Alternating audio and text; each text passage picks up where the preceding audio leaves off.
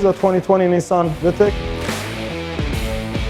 Got one of our fully built engines, stage 2 turbo camshaft, running piston rods. It's running our custom setup for the head gasket. It's running GTR coils, LS throttle body, 2 in-tank fuel pumps, Maxx ECU Sport, and it's an automatic car. It's a fully built transmission, and as you can see, the weather is getting pretty hot here now, so we need to be very careful. With a boosted application in this weather, we need to make sure the intercooler, the air temperatures are fine, the water temp is fine. Make sure to put a lot of safety parameters in the ECU, so in case the intake temp goes very high, we can reduce the boost and take different countermeasures to protect the engine. Let's see what it does on the dyno.